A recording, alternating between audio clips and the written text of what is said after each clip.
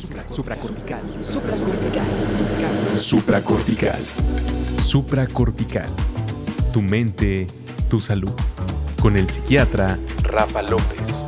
Síguelo en todas las redes como @Rafa López DR. No olviden que Supracortical es parte de Sonoro y que puedes encontrar la página de Sonoro www.sonoromedia.com para escuchar todas las producciones que tiene Sonoro, y Supracortical es solo una de ellas. Les doy la más cordial bienvenida al podcast de Supracortical con una invitada que ya hace tiempo habíamos tenido por acá un par de ocasiones, y sobre todo porque es una gran compañera del mundo del podcast, de la divulgación. Alejandra Ortiz Medrano, bienvenida. Hola, muchas gracias por invitarme de nuevo. Estoy súper contenta. No, yo también, de verdad, siempre es un gusto, y además tuvimos ayer mismo un live. Hoy estamos grabando al día siguiente y tenemos un live ahí en mis redes sociales de @RafaLópezDR, y en Alita-Emo encuentran este live donde estuvimos platicando de tu nuevo proyecto, que ya tiene algún pequeño tiempo que salió, pero sigue siendo un bebé, de historias de ciencia psicodélica, un audiolibro lindísimo que les recomiendo un montón. Lo encuentran en la plataforma de Everand, pero ayer estuvimos platicando de eso. Cuéntanos tantito del libro y danos el resumen de ayer, Ale. Pues se llama Historias de Ciencia Psicodélica. Es un audiolibro que, como ya dijiste, está en Everand. Son 8 capítulos. Cada uno de ellos trata de algún tema relacionado con psicodélicos y respaldado por ciencia. Por ejemplo, terapias asistidas con psilocibina, el sapo psicodélico, que es el sapo sonorense, los mal viajes, el LSD, diversos temas, todos acompañados, como está pensado para ser escuchado. Es decir, no es que originalmente haya sido escrito y luego leído, sino que la idea fue que la gente lo escuchara. Entonces tiene cierto diseño sonoro y las voces de otras personas, no nada más la mía. Voces de personas que entrevisté, científicos, científicas, psiquiatras, personas usuarias de psicodélicos. Entonces eso le da como un, según yo, toque especial, ¿no? No es como cualquier audiolibro. Sí, por supuesto que muchas veces los audiolibros tienen esa onda de que si no tienen un buen audio, una buena narrativa, o el libro está pensado meramente para el texto, se vuelve un poco más complicado. Y este es muy sencillo, ¿no? Es un formato que a mí me gustó un montón cuando lo escuché. ¿Hace cuánto fue que hiciste esta presentación? Sí, el audiolibro salió en diciembre, a mediados de diciembre más o menos. O sea, lo que lleva de este año 2025 es que ya tienen para encontrarlo, y además Ale nos regala ahí si van a su Instagram, se encuentran con un código de descuento para Everand, ¿no, Ale? Sí, si van a Alita-Emo, ahí está un link. Ese link les da 30 días gratis de Everand. El libro dura 4 horas. Se lo echan porque se lo echan.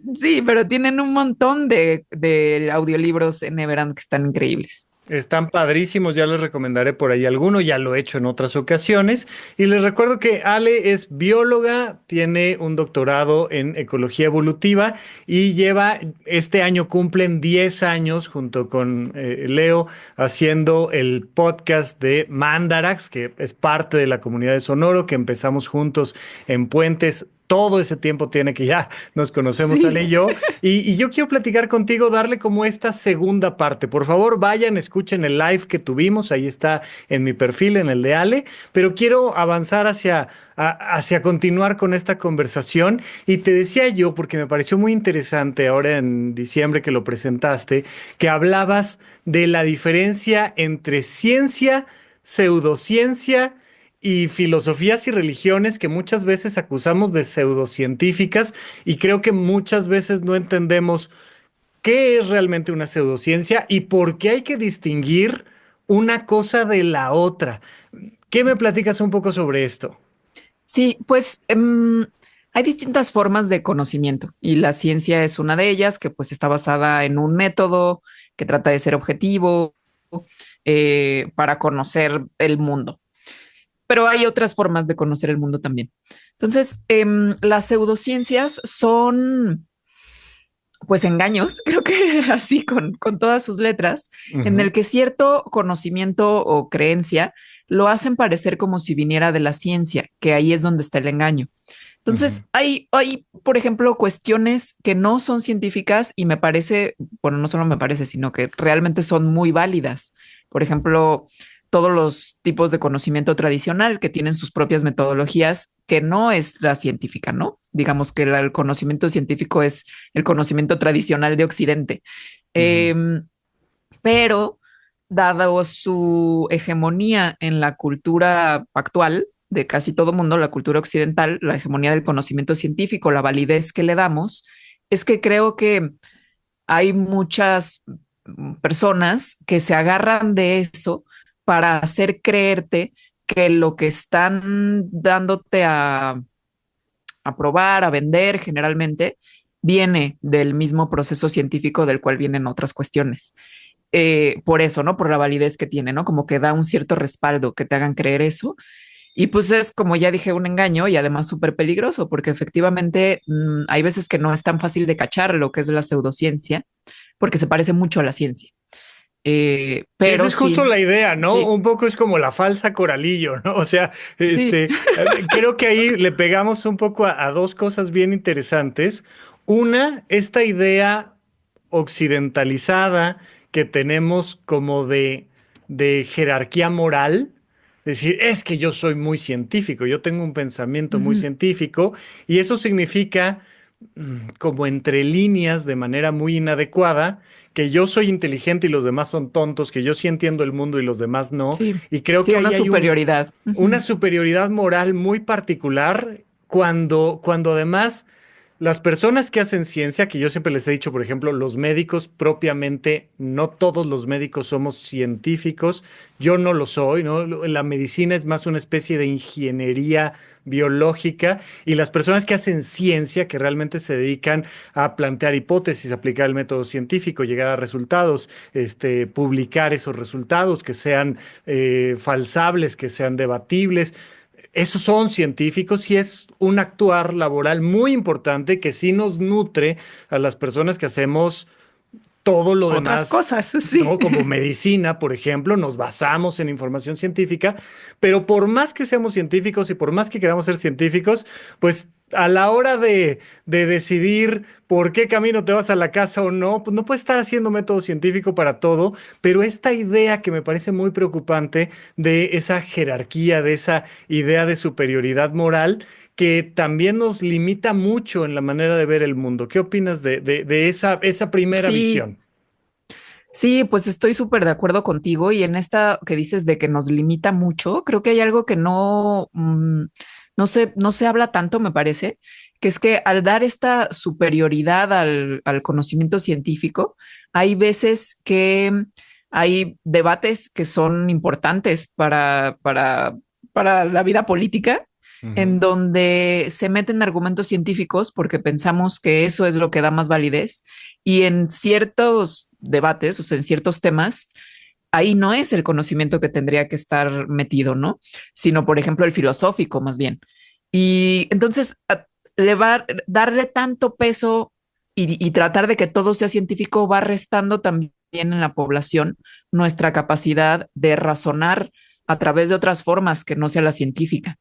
Estoy pensando, por ejemplo, debates como el del aborto, Ujú. donde se usan muchos argumentos científicos, pero que me parece que tienen un límite además bastante corto en ese asunto. El asunto es un asunto de ética que se tiene que debatir de otras formas, pero al meterle tanta ciencia, o sea, hay ciencia de ambos lados del debate y Ujú. es la misma ciencia además.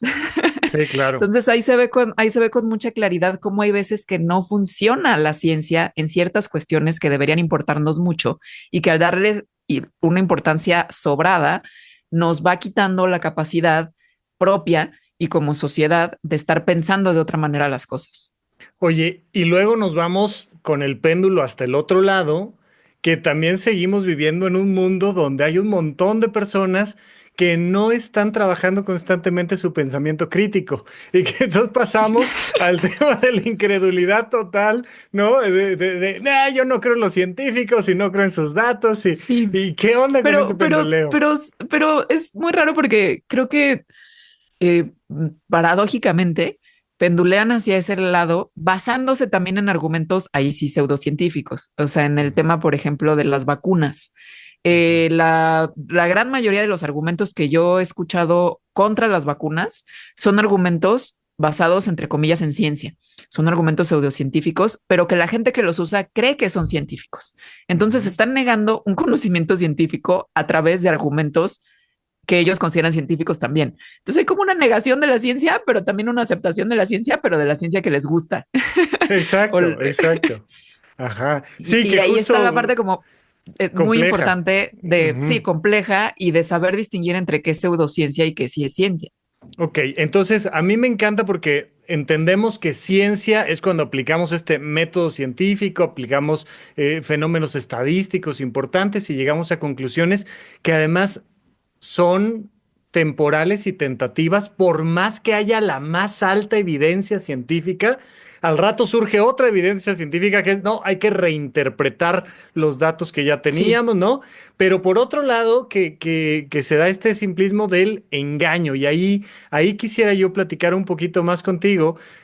Probablemente muchísima de mi público haya leído libros de un autor que tú cuando estabas haciendo la presentación del libro mencionaste varias veces y como lo mencionaste varias veces, yo aquí quiero decirles, oigan, por favor, no se lo tomen personal, todo lo que lean está bien, está padrísimo, pero sí quiero preguntarte esto porque al final quiero regresar hacia el tema de la ciencia psicodélica, de lo que nos está presentando a nivel científico la terapia asistida con psicodélicos y demás, que de repente puede sonar mucho a pseudociencia, que no lo es, que de repente se puede utilizar mucho como argumento pseudocientífico, que también es un riesgo, pero para llegar allá, sí quiero pasar aquí y meterte un poquito en embrollos hasta donde tú quieras, pero hablas particularmente, y me gustaría que si tienes otros ejemplos los platiquemos, pero de Joe Dispenza, que de verdad ha sido un autor que varias personas me han dicho, oye,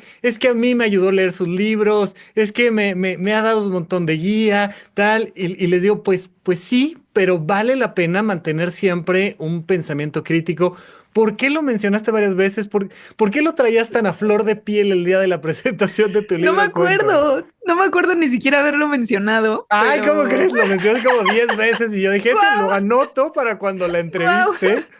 A ver, un poquito, Pero fíjate bueno, que... pero puedo Ujú. decir, o Dime. bueno, dime, ajá. No, un Pues poco nada es más que, como recordar este tema ajá, de que es un autor bestseller, es un médico y la premisa general de su historia es tuvo una lesión muy importante de la columna vertebral y a través de el manejo de sus pensamientos tuvo una reconstrucción completa del sistema nervioso y ahora enseña su metodología de meditaciones y trabajo mental y tal para el mejoramiento de la salud física y mental.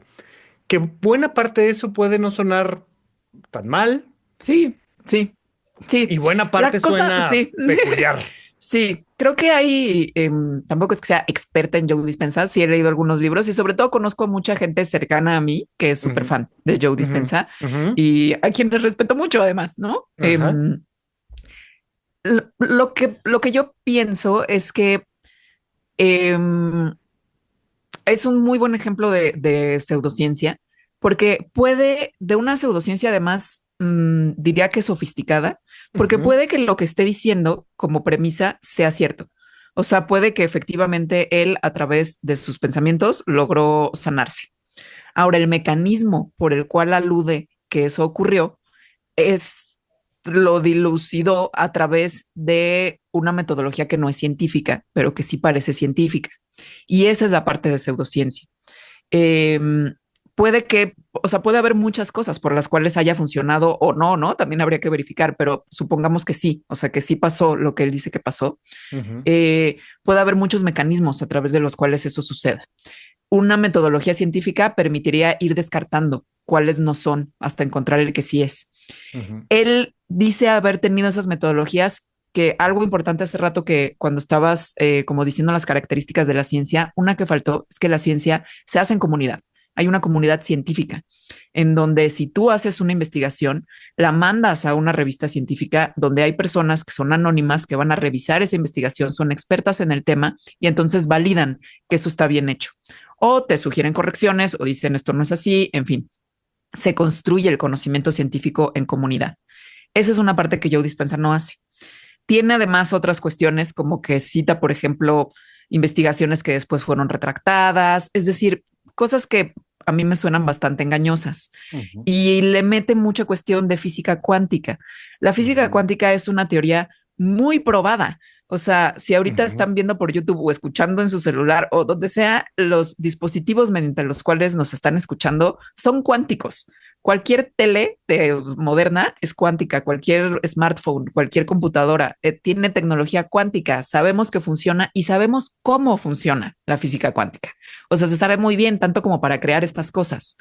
Pero es tan poco intuitiva la teoría que se usa muchísimo para un montón de voladeces, como lo utiliza Joe Dispenza, en donde dice que entonces los pensamientos pueden cambiar el comportamiento de la materia a través de la física cuántica, que eso es algo que ninguna persona científica que se dedique a la física cuántica te va a decir que es así. Entonces ahí está la parte como de engaño y pseudociencia y tal vez por eso lo mencioné mucho. No, y lo he notado no solo con Joe Dispenza, con muchos autores que te van explicando cosas que sabemos de la física cuántica, ¿no? Entonces te van explicando del átomo y te van explicando de los quarks y te van explicando de las ondas y te van explicando de la energía. Y al final dan como una voltereta de campana y caen en la conclusión de que por tanto ellos tienen la razón, ¿no? O sea, te van explicando algo cierto, cierto, cierto, cierto, y luego se avientan el brinco de, y por eso podemos viajar en el tiempo, ¿no? O sea, es como, íbamos muy bien, muy bien, muy bien, muy bien, pero este último brinco. Ahora te diría yo, hay muchas personas que han leído los libros, que han ido a los cursos, retiros, demás y les ha sido algo útil para su vida, para su entender, para su actuar. ¿Dónde está? ¿Cuáles serían como los datos de alarma de decir, cuidado, la pseudociencia te puede afectar en estas tres cosas? Si ves esto, ahí ya hay un problema. Si no lo ves, no pasa Sí. nada. ¿Cuál sería como ese punto desde tu perspectiva? Yo creo que depende mucho de la pseudociencia, ¿no? O sea, si es una persona diciéndote no te vacunes, ahí el daño me parece muy directo. Es decir, te expones no te vacunes del COVID, por ejemplo, durante la pandemia, bueno, pues te expones de manera irresponsable y expones a otras personas también. Es decir, eres un factor de riesgo para la salud comunitaria y para tu salud propia. Ujú, Ahora, con Joe Dispensa, pues no me parece que haya un riesgo así tal cual, más ujú, que el de gastar tu dinero. ujú. Que bueno, igual y si te está haciendo bien lo que está diciendo, sus conferencias, pues será dinero bien gastado, supongo. Sí. Pero en general, a mí lo que me parece el daño de las pseudociencias es que va restando eh, la práctica de entender el conocimiento científico, que es súper relevante para nuestro mundo actual. Porque te va, mediante engaños, te va haciendo creer que algo es científico y entonces vas creyéndolo como si realmente la ciencia se hiciera así. Y no, a mí me parece súper importante que la gente entienda cómo se hace la ciencia y que entonces pueda decir, ah, pues Joe Dispenza sí hace cosas pseudocientíficas, pero igual voy a ir porque me gusta cómo habla y me da mucha inspiración. Eh, pero si alguien, por ejemplo, dice, bueno, tengo cáncer y no quiero quimioterapia, sino que me voy a curar con mis pensamientos, me parece más riesgoso. Ujú, Em, entonces, yo diría que depende, pero que en general, o sea, como colectivamente, nos va quitando un poder que además es un poder que incluso a mí me parece muy gozoso, que es nuestra capacidad de entender el mundo a través de la ciencia, ujú. que es gozoso e importante, es muy relevante. Entonces, en ir cayendo como en estos argumentos pseudocientíficos va haciendo que entendamos cada vez menos cómo se hace la ciencia que sí es ciencia. Ujú. Ahora, un poco, ¿no? Dejando esta parte de entender que hay ciencia, hay pseudociencia, también estamos entrando en una época donde la ciencia se va topando con pared en su forma tradicional de abordar muchas temáticas.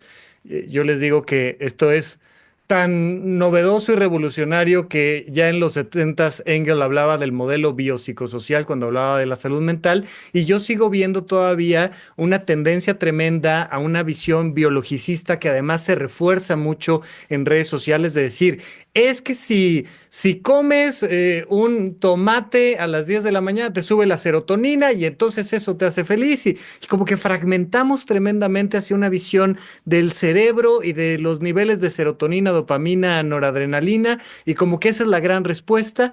Y justamente lo que estamos viendo ahora, que me parece muy interesante porque además creo que alguien como tú que conoce a fondo de biología, de ciencia, pero que te has metido mucho en el tema de los psicodélicos, pues puede ver cómo de repente nos enfrentamos ante el hecho de que la comunidad científica puede tener mucha reticencia a ciertas temáticas, como todo lo que tiene que ver con lo psicosocio espiritual y particularmente lo espiritual. O sea, ¿qué onda? ¿Qué relación hay entre la ciencia, la pseudociencia, la espiritualidad? Como que todo de alguna manera es un caldo ahí donde de repente agarras una cucharada y traes un poquito de ciencia, pero traes un poquito de filosofía, pero traes un poquito de pseudociencia, pero ¿qué onda? ¿Qué ha pasado con la ciencia y la espiritualidad? Esta es una de las cosas que me gustan mucho de la ciencia de los psicodélicos, que, bueno, de hecho, como inicia lo que ahora se llama el renacimiento psicodélico, se hizo mucha ciencia con psicodélicos en los 40, 50, 60 del siglo pasado, Ok, hasta que se ahí prohibieron, cuéntame un ¿no? poquito En el más. A ver, 70. ¿qué, o sea, en los 40, ¿en dónde se estaba haciendo ciencia sobre los psicodélicos o qué onda? Y cuéntame un poquito más de esta historia. Sobre todo en Estados Unidos. O sea, Albert Hoffman sintetizó el LSD en 1938. En 1943 tiene el primer viaje de la historia con LSD, el 19 de abril, por cierto, muy pronto, ese es el aniversario. Mm, ujú. Y pues notó que le producía unos efectos que ahora llamamos psicodélicos. En ese momento no existía el nombre porque no existe, bueno, sí existían las sustancias, pero no para la ciencia, ¿no? Ujú. Entonces, bueno, se dio cuenta que esta sustancia, el LSD, le provocaba, pues por un lado algo que parecía psicosis, pero por otro lado también mucho bienestar, mucha claridad, como le resultó muy valioso psicológicamente. Trabajaba en una farmacéutica que se llama Sandoz, que después creo que compró Bayer. em, y les dijo, oigan, está esta sustancia que sinteticé y pues al parecer puede tener ciertos beneficios terapéuticos. Hay que investigar eso. Y entonces la aproximación de Sandoz, esto eran otros tiempos, donde la ciencia también se hacía de forma distinta, mandó LSD, o sea, como muestras a psiquiatras y médicos del mundo en general Así, y les dijo, paquetes, ¿no? Por sí, correo, sí, libremente. tal cual. Sí, como Ajá, dénselo a sus pacientes a ver qué pasa, o sea, como experimenten. claro. Y eso fue lo que pasó. Y era legal, pues, ¿no? Pocos años después, en el 57, una pareja, Valentina Pavlovna y Wasson, su marido, que eran como del jet set neoyorquino, fueron a Huautla de Jiménez en Oaxaca y ahí ellos descubren las ceremonias con hongos que los mazatecos llevaban practicando pues desde antes de la conquista. Ujú. Eh, entonces empieza como que con eso el mundo occidental a conocer los psicodélicos y los efectos que estos tienen en la psique. Y no eran ilegales, o sea, precisamente empieza mucha investigación, sobre todo con LSD, o sea, se publicaron literalmente miles de investigaciones sobre salud mental con LSD. Ahí, perdóname, Hasta que, te detengo tantito nada más para puntualizar que ese paso que decíamos que le faltó a Joe Dispenza de mandar los artículos, que se evaluaran los artículos y que se publicaran para la comunidad médica, científica y demás en general, ese paso sí se hizo en aquel sí, entonces. Hubo sí, muchos artículos. miles, sí, miles. Después, digo, el LSD y bueno, los psicodélicos en general empezaron, sobre todo en Estados Unidos, con un auge en la cultura popular tremendo. La CIA también tuvo mucho interés en esto. Hubo un momento en que la CIA compró todo el LSD del mundo a Sandoz. Todo esto lo cuento en mi libro, por cierto, con más detalle. Ajá. Le compra todo el LSD que existía y lo reparte por escuelas, hospitales, a médicos, porque querían usarlo como un arma de control mental. Entonces lo reparten sin decir que era la CIA lo que lo estaba repartiendo. Tenían como prestanombres, o sea, se hacían llamar de otras maneras. Sí, como distribuidores ocultos, Exacto, ¿no? o sea, para que no como supieran si quién estaba fueran, detrás. exacto, sí. Pero ellos hacían sus investigaciones con eso. Hay miles de historias sobre esto, algunas muy horribles, porque pues experimentaban, por ejemplo, con personas privadas de su libertad en la cárcel, sin decirles que tomaban LSD, les daban dosis altísimas, en fin, ¿no? Como historias de terror. Eh, Al mismo tiempo que se consumía, pues popularmente, estos psicodélicos, ¿no? Los hongos y el LSD. Y se empezaron a volver muy, muy parte de la contracultura hippie. Esto, bueno, en algún momento la CIA se dio cuenta que no servían para lo que querían que sirvieran, porque son bastante impredecibles los viajes psicodélicos. Y además hay veces que la gente se la pasaba bien, en fin, ¿no? O sea, no les sirvió, lo descartaron. Y la contracultura en general era algo que pues no le gustaba al gobierno, se asoció mucho con los psicodélicos y en algún momento que fue en 1971 con el presidente de ese entonces de Estados Unidos, Nixon, hizo pues una prohibición que después se esparció, o sea, como se fue esparciendo al resto del mundo, ¿no? Por una convención que hubo justo del control de sustancias psicoactivas, en donde se mete a los psicodélicos en una categoría en donde dicen que no tienen ningún valor terapéutico y tienen un riesgo altísimo para la salud pública. Entonces eso terminó de tajo con la investigación científica que llevaba décadas haciéndose, porque empezó a ser muy difícil, prácticamente imposible, acceder a las sustancias para poder hacer investigación con personas, ¿no? Con a darles psicodélicos a humanos. Hasta que en 2006, bueno, hubo algunos intentos antes, pero sobre todo en 2006 se publicó un artículo científico, que es el que digo que inicia con esto que ahora se llama el renacimiento psicodélico. Es renacimiento porque ya había habido un nacimiento de la investigación científica que se pausó durante décadas y renace en los 2000 con una investigación que precisamente el propósito de la investigación era ver si las experiencias místicas que pueden ocurrir de diferentes formas, ¿no? O sea, la gente tiene a veces experiencias místicas. Si las experiencias místicas podían provocarse con una probabilidad alta con el uso de psicodélicos. Y en esa investigación, bueno, se dieron cuenta que sí, que los psicodélicos tienden a hacer que las personas tengan experiencias místicas y esto lo midieron, es decir, es un estudio científico, pero además se dan cuenta, digamos, de algo que no estaba tan planeado darse cuenta, que es que mientras más mística sea su experiencia, mayor beneficio psicológico o a su bienestar hay. Se hizo o sea, fue un estudio chiquito con pocas personas, pero fue tanto el porcentaje tan alto de gente que reportó sentirse mucho mejor, personas que incluso tenían depresión, que entonces Estados Unidos empieza a dar, la FDA, que es como su organismo regulador, como aquí la COFEPRIS, empieza a dar más y más y cada vez más permisos para la investigación con psicodélicos con seres humanos. Y llegamos pues al día de hoy, ¿no? Casi 20 años después, donde efectivamente hay ya un montón de investigación más, no nada más ese fue con psilocibina, ¿no? No nada más con psilocibina, sino con LSD, con DMT, con ayahuasca. Y que oye, lo que está probando es lo que ya había visto. Sí. Claro, oye, y de estos 20 años del renacimiento de la ciencia psicodélica, ¿dirías que llevamos también ya miles de artículos, cientos de artículos? ¿Qué tanto peso desde una perspectiva científica hay respecto a que hay ciencia detrás de la terapia asistida con psicodélicos, del efecto que tiene en la salud mental? Porque decías, bueno, pues en los 40 se hicieron miles de artículos y ahorita llevamos o sea, ¿en qué 20 números años. andamos? Sí. No sé en qué números andamos, cientos, seguro sí. No sé si Cientos seguro miles. sí, y no Cientos sabemos seguro si sí, miles. miles no sé.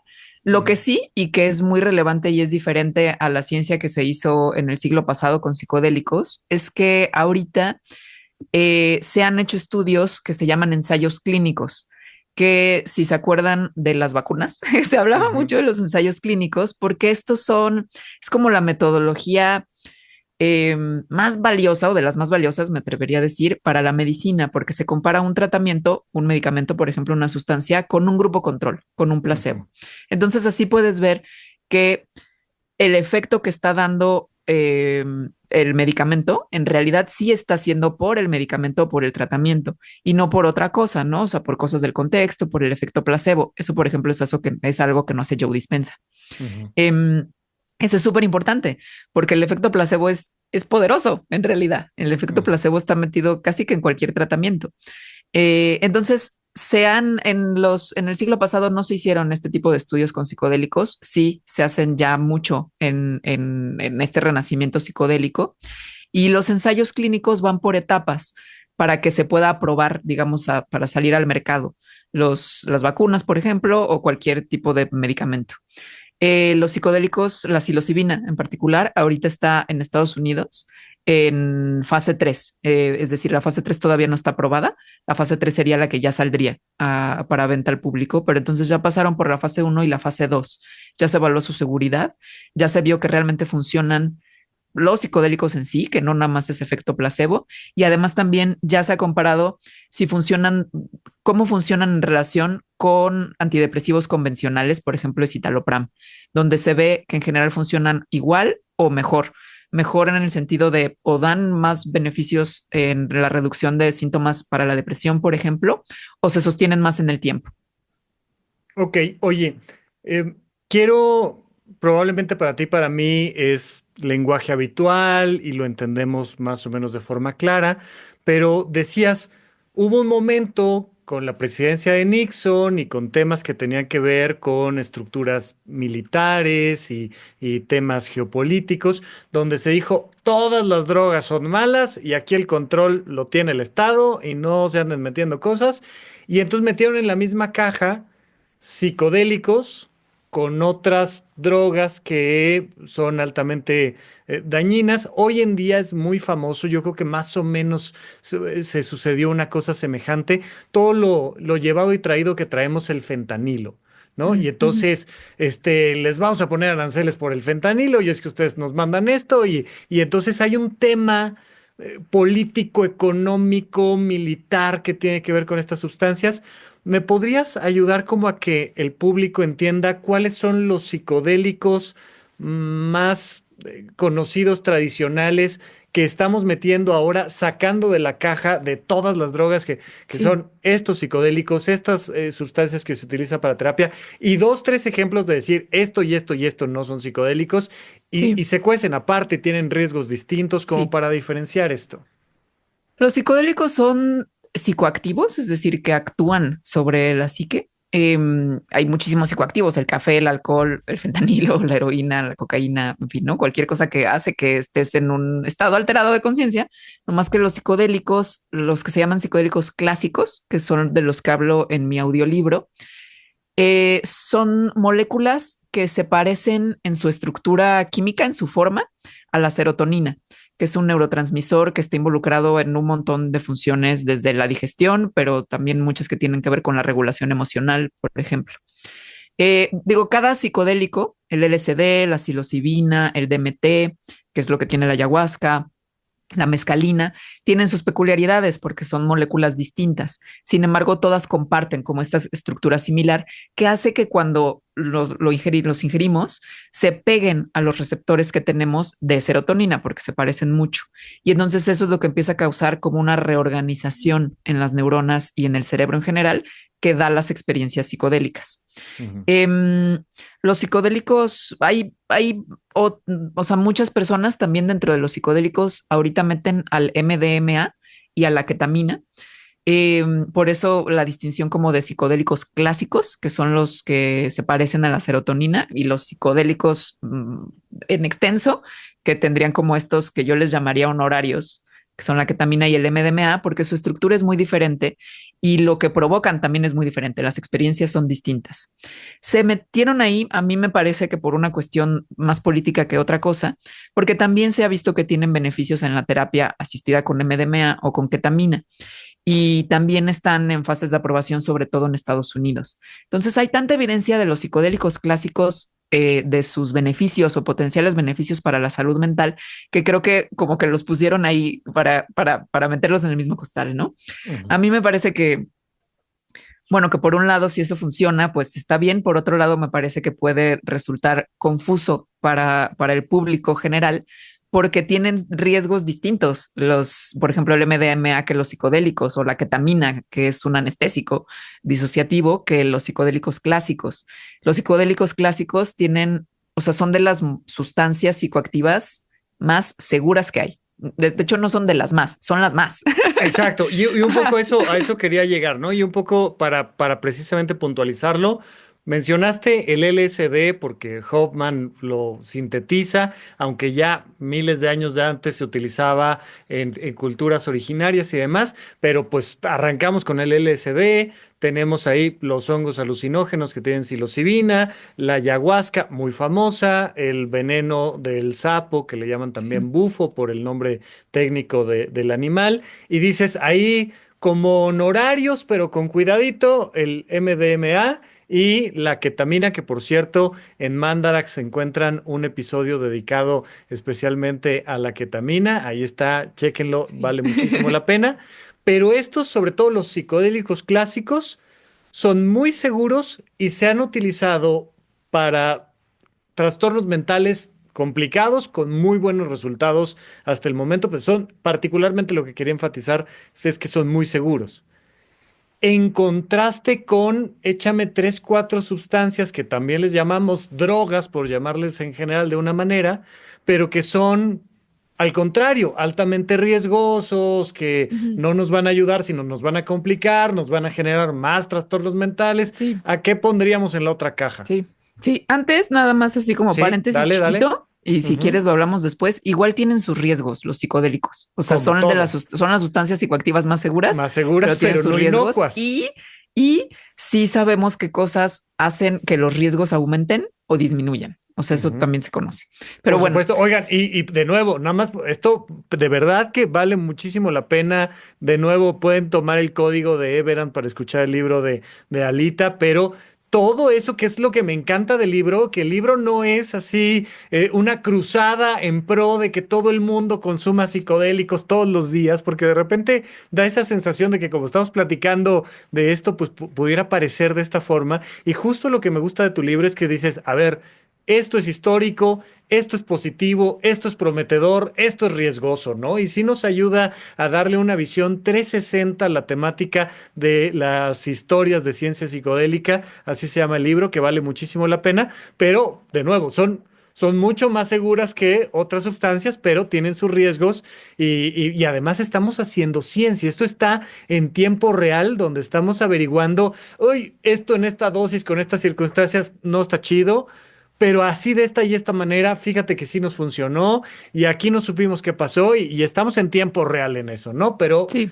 ok, entonces en la otra caja, ¿no? Decíamos, en la caja de donde hay más riesgos y más circunstancias complicadas, ¿qué tendríamos por allá? Pues mira, hay una investigación que me gusta mucho y que cito ahí en el libro, que lo que hace es evaluar distintas categorías de riesgo de sustancias psicoactivas, de 20 sustancias psicoactivas. ¿Cuáles distintas categorías? Pues, por ejemplo, la individual, o sea, los riesgos que puede causar a tu cuerpo, la social, los riesgos que tiene, por ejemplo, por cuestiones de narcotráfico, la ambiental, y así, ¿no? Creo que son 4 categorías, ahorita no me acuerdo muy bien. Y entonces hace una evaluación que va del 0 al 100, 100 siendo lo peor. O sea, si una sustancia psicoactiva tiene 100, es que es la más riesgosa, en la que incluye más riesgos. En el top está el alcohol. Que es una cosa impresionante, ¿no? Que como que, ¿sabes? Dice el filósofo español Alex de Rovira, dice, todos sabemos que nos vamos a morir, pero casi nadie se lo cree. Parafraseando un poquito, con el tema del alcohol, es como, todos sabemos que el alcohol es malo, pero casi nadie se lo cree. O sea, es como, ay, sí, sí es bien malo, pero no le damos el peso de decir genuinamente es una sustancia que le hace daño a tu cuerpo, que hace un montón de daño social, que tiene daños ecológicos. O sea, sí es un tema el alcohol. Sí, sí, y eso salió, creo que tiene 70 y tantos de puntuación. Ajá. Después viene el crack, o sea, abajo del alcohol está el crack. Crack, que es cocaína en base, ¿no? Es la base, según yo, es pasta base de cocaína. Pasta o sea, base es como un paso anterior de la cocaína. Como antes de hacerla polvito, ¿no? Sí, que hace en no piedra. sé si antes de hacerla polvito, sino pasa por un o sea, para Sí, hacer cocaína pasa por un proceso extra. sí, exacto, a eso me refiero. Sí, Como el último paso exacto, es sí. antes, lo sacan Sí, tantito antes del horno. y es más adictiva que la cocaína. Bueno, el crack es más adictivo que la cocaína y tiene más, hace más daño al sistema nervioso. Mm, Como en los que salen como en medio, están, por ejemplo, el tabaco y las benzodiazepinas, como el clonazepam, o sea, el famoso ribotril, o ujú, ahorita con The White Lotus, el lorazepam, esos son benzodiazepinas, que ujú, tienen un riesgo como de entre 20 y 40, creo que están por ahí. Y ujú. los dos psicodélicos que se analizan son el LSD y la psilocibina y tienen como 5 y 6. O sea, de verdad es una distancia gigantesca con las demás sustancias. Ujú, exacto, entonces un poco para tener la idea, entonces quería yo como repasar cuáles eran nuestras cajitas donde están nuestros psicodélicos clásicos con nuestros honorarios, pero además de esto, quiero que me expliques un poco a qué te refieres con terapia asistida con psicodélicos. Cuando hablamos de terapia de qué, ¿a quién estamos atendiendo ahí? Sí, eso es de lo que más se ha investigado en estos 20 años de renacimiento psicodélico, las terapias asistidas con psicodélico, en particular con psilocibina, aunque también hay investigación con LSD.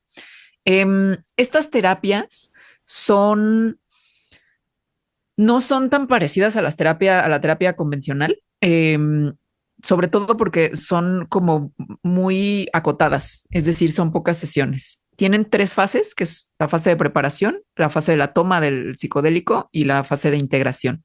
La fase de preparación y de integración, ahí sí se parecen más a una terapia convencional, A usual, una es decir, psicoterapia, platicar. ¿no? Cuando, Exacto, sí. cuando es toda la parte de atender un síntoma depresivo, ansioso, obsesivo, este tipo de condiciones. Es decir, hay un terapeuta, está el paciente, hablan al respecto, hay entendimientos a través de esta conversación, ¿no? La parte de en medio, que es la de la toma de los psicodélicos, de experiencia psicodélica, no es así. Bueno, en primer lugar, porque el paciente tomó una dosis alta de psicodélicos, entonces está en un estado no ordinario de conciencia extremo, y no hay una conversación en realidad. Lo que usualmente pasa es que las personas están en una colchoneta, por ejemplo, o en un sillón, en un espacio cómodo, acostados, con los ojos tapados, para promover que la experiencia sea lo más inmersiva que se pueda. Y lo que dure, ¿no? Que más o menos dura como 6 horas, si es con psilocibina.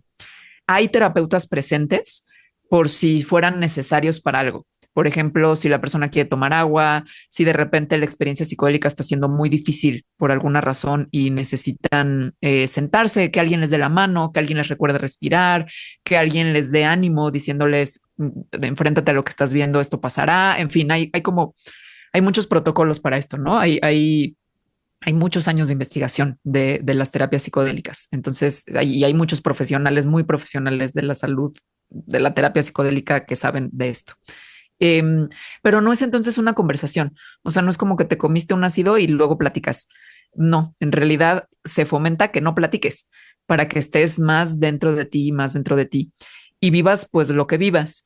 Y después viene la parte de integración, que es le platicas al terapeuta durante algunas sesiones qué es lo que viviste y te ayuda entonces esta conversación o estas conversaciones a hacer sentido de eso. Y esa parte es la que es, o sea, la parte de la experiencia con la parte de la integración es lo que se ha visto que tiene el efecto terapéutico.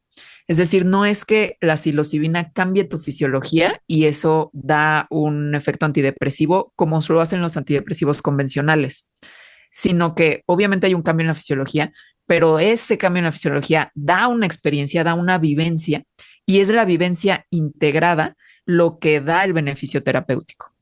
Ujú, ok, me encanta, ¿no? Y entender que hay todo un proceso que me encantaría preguntarte, porque ahí nos empezamos a meter en recovecos legales, es decir, una persona que escucha tu audiolibro de historias de ciencia psicodélica o que está escuchando el podcast o vio el live y que de repente dice, ok, o sea, no es nada más me la voy a pasar bien en la fiesta y me voy a echar una sustancia, o no es nada más las drogas que quieren destruir al mundo, sino que aquí hay una posibilidad de atender diferente un cuadro depresivo, ansioso, obsesivo, estrés postraumático, etcétera. Y entonces pues va a surgir naturalmente la duda de ¿y a dónde voy? ¿Y quién atiende esto? Y esto es legal y esto es peligroso y puede ponerme en riesgo a mí. O que estoy Sí. escuchando esta información. ¿Y cuál sería el paso hacia adelante para una persona que desde una perspectiva de atender su salud mental le puede interesar saber más para sí? Sí, qué bueno que lo traes a la conversación, porque es súper importante saber que los psicodélicos en México, todos son ilegales. Todos siguen en la cajita de sustancias controladas uno, que son las consideradas sin valor terapéutico y súper peligrosas y de las cuales se prohíbe todo uso, todo uso, incluso el científico, y por eso no se puede hacer investigación en el país que conserva, el único país del mundo, bueno, no el único país del mundo que conservó el uso de psicodélicos, porque tenemos todas las culturas amazónicas y en África también, pero sí de los hongos psicodélicos. Entonces, no se hace investigación en México por eso, pero bueno, es ilegal. Es ilegal también, pues, en casi todos los países. Hay ya ciertas como regulaciones, por ejemplo, estatales en Estados Unidos, en Australia, la terapia asistida con psilocibina y con, creo que MDMA se volvió legal el año pasado. Entonces hay ya cierta legalidad, pero si están escuchándonos en México, no, todo es ilegal. Eso no quiere decir que no se hagan como tantas cosas ilegales, ¿no? Ujú. Y es que sea ilegal tampoco quiere decir que necesariamente sea chafa, o sea, de una baja calidad o no sea profesional. Pero lo que sí quiere decir es que para que tú sepas si el servicio que te están ofreciendo es realmente profesional, pues entras en una vulnerabilidad que es lo que ofrece la ilegalidad siempre, ¿no? Lo Ujú. comparo, a mí me gusta también comparar esto con el aborto, que es que antes de que el aborto fuera legal en México, no es que no se pudieran practicar abortos que fueran seguros, existían, solo que saber cuál era seguro y cuál no era más difícil, Ujú. y por lo tanto había más abortos inseguros. Ujú. Es algo así, ¿no? O sea, ahorita hay gente que lo practica, hay gente muy seria, hay gente muy profesional, pero saber y distinguir la paja del, ¿cómo va ese refrán?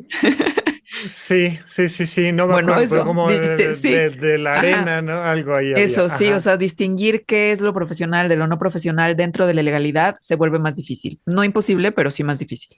Ok, y asumo que por tanto nosotros no podemos hacer una recomendación de, ay, No, muévete para acá, pregúntale a tal, fíjate que un amigo mío, ¿no? O sea, entender que lo estamos tratando de hablar desde la perspectiva de la divulgación científica y diciendo, se está haciendo ciencia seria al respecto y está dando resultados interesantísimos y además toca con un tema cultural de nuestra historia prehispánica y al mismo tiempo pues seguimos con las manos atadas ante la idea de, no, no, no, no, no, no, no, eso nada es ilegal y tratar de sí mencionar que finalmente practicarlo en México es asumir un riesgo que la sustancia per se no tiene, pero que socialmente, legalmente le agregamos, que es sí. el riesgo legal y el riesgo de entrarle al tema del mercado negro.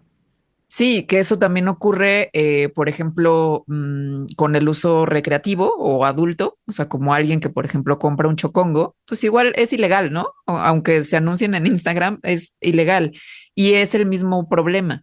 O sea, Ujú. tienes que recurrir a otro tipo de recursos para saber si lo que te están ofreciendo realmente es lo que te están ofreciendo, ¿no? O sea, te metes en el juego de la ilegalidad.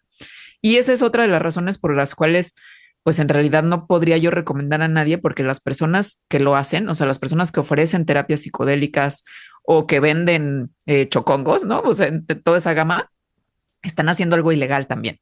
Eh, Creo que, por ejemplo, los que hacen terapia psicodélica de forma seria, pues en beneficio de mucha gente, pero sí se están jugando una parte importante que es que están corriendo un riesgo legal. Oye, y en ese sentido, y no sé si alguien te haya preguntado esto, pero en ese sentido, ¿tu libro tiene algún riesgo o los textos que se puede encontrar la gente, de decir, oye, aquí se está fomentando tal, porque me imagino que lo que sí podemos recomendar directamente es que escuchen tu libro de historias de ciencia psicodélica y a lo mejor hay algún 2 o 3 textos más que podríamos también recomendar. Un gran compañero de la época de Puentes, Eduardo Limón, tiene este libro que se llama Historias Verdes, que habla sobre la cannabis y es como desde una perspectiva periodística, pero sí podemos recomendar textos y sí podemos invitarle a la gente sobre todo a saber más y tener información lo más, lo más segura, lo más profesional posible desde la perspectiva de la divulgación científica y no desde la pseudociencia. ¿Y qué podríamos recomendar aparte de tu libro de historias de ciencia Sí, psicodélica? pues a mí creo que el punto de partida para hacer este libro fue otro libro de Michael Pollan que se llama Cómo cambiar tu mente, que es una super joya que precisamente se trata del renacimiento psicodélico. Em, mm, y de psicodélicos no tengo más No hay recomendación en tanto, realidad. ¿no? O sea, que eso de verdad me parece una cosa bien linda de tu libro porque Hay una sí. nueva colección española que hace poco, o sea, creo que el año pasado, publicó varios libros que tienen que ver con psicodélicos. Ahorita no me acuerdo cómo se llama la editorial y la colección, pero no he leído ninguno. Ujú. Entonces, ajá, no sé. Em, sí, no sé. Sí, tenemos por ahí el diccionario de drogas, si mal no recuerdo, Sí, de Sarah Snap. de Ajá, Sara Snap, que yo creo que es un excelente texto. sí, Historias Verdes de Lalo Limón, que insisto, es como desde una visión periodística de lo que opinan consumidores desde diferentes ángulos, que además esto lo comentabas en el live y me encantaría que lo reforzaras, este tema de cómo hay consumidores funcionales y que nos han contado la historia de que los consumidores son disfuncionales, pero el diccionario de drogas, historias verdes, historias de ciencia psicodélica, cómo cambiar tu mente, pero un poco invitar a eso, a que sí mantengan un pensamiento crítico y desde el pensamiento crítico busquen información lo más certera posible para poder tomar decisiones. Pero cuéntame más de los consumidores. pues lo que platicaba ayer es que en las encuestas que se hacen sobre drogas, encuestas globales sobre el consumo de drogas, lo que se ve con todas las drogas es que solo un porcentaje menor de los consumidores tienen un consumo problemático de incluso de cocaína, pues de heroína. Vaya, de La alcohol. mayoría, O sea, sí, no, la mayoría de mencionabas los tú el riesgo usuarios, del alcohol y cómo es de las sustancias más usadas y todos hemos bebido alcohol, ¿no? Ojalá solo los sí. adultos, pero bueno, incluso menores de edad, cosa que sí les recomiendo nunca hacer, pero hemos consumido alcohol y no por eso tenemos problemas serios con el consumo del alcohol, ¿no? Sí, la mayoría, más bien, de todas las sustancias, la mayoría de los usuarios no tienen un consumo problemático.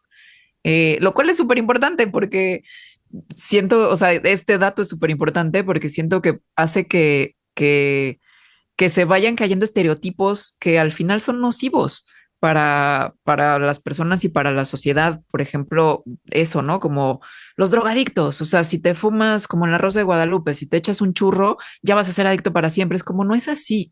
No es así. Y además, la marihuana, por ejemplo, tiene también muchos beneficios terapéuticos. Eh, el fentanilo tiene beneficios terapéuticos, se usa en la medicina todo el tiempo, ¿no? Ujú, Claro, no como para que lo uses en tu casa, pues, o sea, ujú.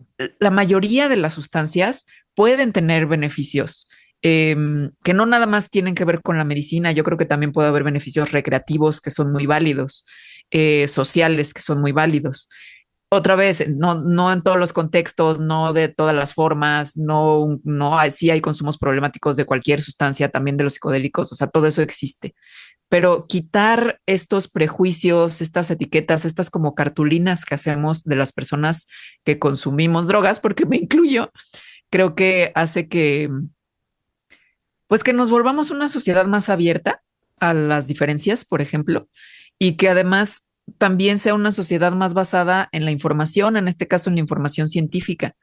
tenemos los datos de qué hacen estas cosas, ¿no? O sea, de qué hacen estas sustancias, en qué benefician, en qué contextos son más problemáticas, en cuáles contextos no. Podemos basarnos en la información científica para crear políticas públicas, por ejemplo, que protegen a los usuarios para no estar en la ilegalidad, que darían beneficios a los científicos para poder hacer su investigación. En fin, creo que abre muchas puertas que ahorita están cerradas.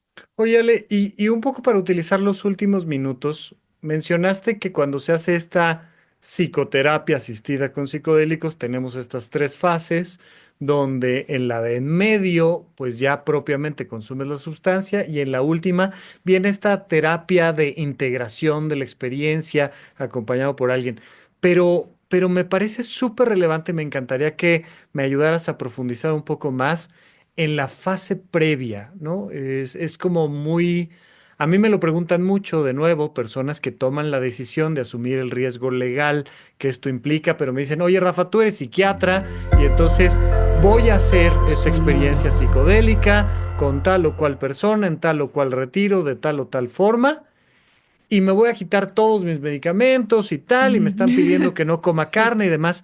Pero ciertamente me parece a mí súper importante y al menos desde donde yo estoy parado, desde mi subjetividad, sin haber hecho estadística al respecto, pero creo que la fase previa, que es preparar el cuerpo y la psique para una experiencia psicodélica, puede ser súper beneficioso con y sin experiencia psicodélica. Y creo que de ahí seguramente, más allá de la sustancia, de la psilocibina, del LSD, de la ayahuasca, creo que también hay una cosa bien interesante de entender qué le hace a nuestra salud mental el pre y llevar una vida, vamos a decir, más cercana a esos hábitos de preparación del cuerpo y la mente. ¿Qué onda con esta parte de antes del consumo de las sustancias?